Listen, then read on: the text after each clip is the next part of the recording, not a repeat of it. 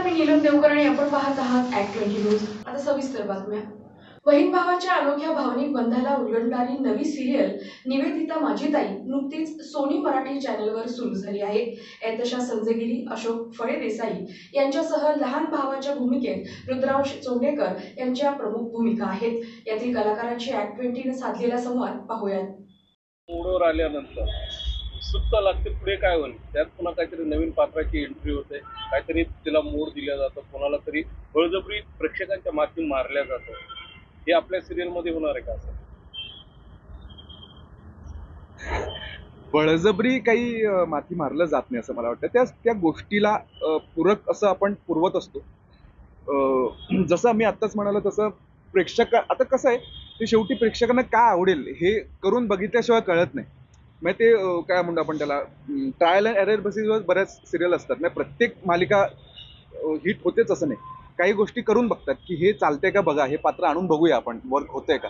हा नाही झालं तर ते एक वेगळी गोष्ट आहे. पण करून बघणं किंवा हे पात्र एस्टॅब्लिश करणं, बरं यांची काहीतरी सीन वर्क होत नाही तर आपण अजून एक पात्र आणू. ते कसं आहे स्टोरी लाईनवर ठरते. म्हणजे माथी मारणं हा प्रश्न हे नसतो. काही प्रेक्षकांना ते आवडतं, काही प्रेक्षकांना आवडत नाही. पण असं नसतं, बळजबरी नसतं. सो मला असं वाटतं की या मालिकेत असेल मला माहीत नाही, पण शक्यतो आम्ही असं प्रयत्न करू की मालिकेला खरंच गरज आहे का त्या पात्राची किंवा त्या गोष्टीला गरज आहे का, तरच ते पात्र इंट्रोड्यूस होईल. नाहीतर आमच्या मालिकेमध्ये असंख्य मुळात पात्र आहेत. माझी फॅमिली मोठी आहे, हिची फॅमिली आहे. सो पात्रांची कमी नाही आहे. जर अगदीच वाटलं स्टोरीला गरज असेल तर ऑब्व्हियसली इन्क्लूड होईलच पात्र. वेगळा प्रश्न आहे माझा. हां बोल. आपण जर किती मोठा कलाकार असला पण त्याचं एक वैयक्तिक लाईफ असतं. म्हणजे तुम्ही 18 तासाचा 15 तास 18 तास तुम्ही पूर्ण शूट करतायत. शूट नंतर तुमचं एक प्रत्येकाचं वेगळं लाईफ असतं. ते कसं करता तुम्ही? या फील्डमध्ये ना, म्हणजे टीव्ही सिरियल च्या मालिकेच्या फील्डमध्ये ना पर्सनल लाईफ खूप कमी वेळ मिळतो आणि पर्सनल लाईफ हा घरी गेल्यानंतर झोपण्यातच जातो खरं म्हणजे. कारण सकाळी आपण उठतो, आपलं आवरावरी करून सेटवर जातो. म्हणजे साधारण मी असं म्हणत असतो की आमचे स्वतःचे जे कपडे आहेत ना ते साधारण 1 ते 1.5 तास आमच्या अंगावर असतात.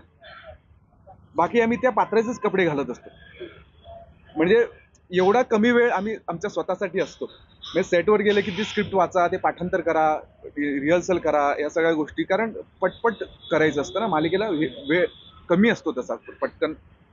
सो ते फास्ट होत असतं सगळ्या गोष्टी. आणि घरी गेल्यानंतर परत जेवणाचं हे म्हणजे वेळ काय देणार.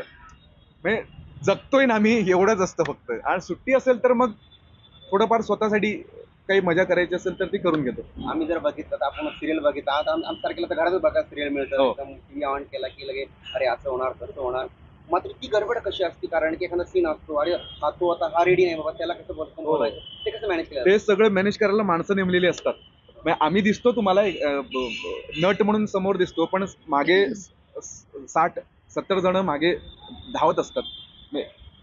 तिचे हेअर करण्यासाठी वेगळी माणसं आहेत, मेकअप करण्यासाठी वेगळी माणसं आहेत, कॉस्ट्युम करण्यासाठी वेगळी माणसं, हातात काय घालणार आहे, पायात काय घालणार आहे, काय लावणारे लिस्ट, हे सगळ्या गोष्टी बघणारी वेगळी माणसं आहेत. स्क्रिप्टवर काम करणारी वेगळी माणसं आहेत, कॅमेरावर काम करणारी माणसं वेगळी आहेत. हे जर तुम्हाला दिसतं मागे घर दिसत असेल, काय दिसत असेल, ते सगळं लावण्यासाठी वेगळी माणसं आहेत. प्रत्येक जण तेवढी मेहनत घेत असतो, म्हणून ते खूप सुंदर आणि छान आपल्याला दिसतं. सो ते पडद्या मागचे कलाकार आहेत. सो ते दिसत नाही. ते थँकलेस जॉब आपण त्यांना म्हणतो. याच्या सिरियलच्या नंतर काय आहे तुमचं पर्सनल लाईफ, असं म्हणजे एज्युकेशन, अकॅडमिक करिअर? एज्युकेशन तर झालं आता, म्हणजे त्याच्या पुढे आलोय. सो आता हे प्रोफेशन झालंय. सो त्यामुळे आता ह्या लाईन मध्ये जे येईल, हातात काम येईल ते करत राहायचं. सिरियल करता करता चित्रपटात जर ऑफर आली एखादी तर मग कसं मॅनेज करणार? माहित नाही बाबा. त्यालाच लागून प्रश्न आहे.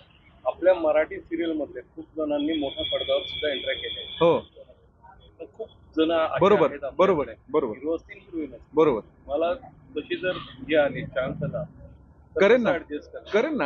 आता ते कसं आहे, डिपेंड्स. आता नाही सांगू शकणार की ती संधी जेव्हा येईल तेव्हा ते माझ्या नशिबात जर असेल तर ती संधी कशीही उपलब्ध होईल. ते कसंही मॅनेज होईल. कारण बरेच वेळेला आता आम्ही काम करतोय म्हटल्यावरती बाकीचे निर्माते आणि दिग्दर्शक त्यांनाही माहित असतं की अरे अशोक किंवा तशा अरे नाही ती आता ती मालिका करते ती बिझी आहे, हां. म्हणून काही ऑडिशन आमच्या वाटण्या येत सुद्धा नाही. आणि जेव्हा कुठे कळते की बाबा सिरियल संपणार आहे किंवा आता ते फ्री होत आहेत किंवा अरे छोटं काम आहे 7-8 दिवसाचं काम आहे पण चांगलं दमदार आहे तर तू 7-8 दिवस काढू शकतोस का तुझ्या मालिकेत, तसं ते प्रोडक्शन हाऊस सोबत बोलून दोन्ही प्रोजेक्ट्स कसे Manage होऊ करता येऊ शकतात. शकतात. सध्या मराठी टीव्हीवर मराठी जे चॅनल आहेत आपले याच्यावर कॉमेडी शोचा बोलबाला आहे, एकीकडे सासू सुनांचं भांडणं आहेत, याच्यात एक इमोशनल सिरियल आणायचं असं का वाटलं? नाही, मी पूर्णपणे असं म्हणणार नाही की ती इमोशनल आहे. इमोशनल सिरियल आहे. ही मी तर म्हणेन या गंमत आहे या मालिकेमध्ये. हे हस्तखेळतं आहेत, याच्यात तुम्हाला फन एलिमेंट पण दिसतील. म्हणजे घरांमध्ये जरी वाद असले तरी त्या गमती जमती असणारच आहेत. तुम्हाला वाक्यांमध्ये हसायला येणार, मध्येच रडायला येणार. म्हणजे ते असं मिक्सचर आहे. हे असं फक्त नाही रडगाणं नाहीये कुठेच तसं. सो सगळंच हे आहे. प्रेक्षकांना काय आव्हान करणार? आता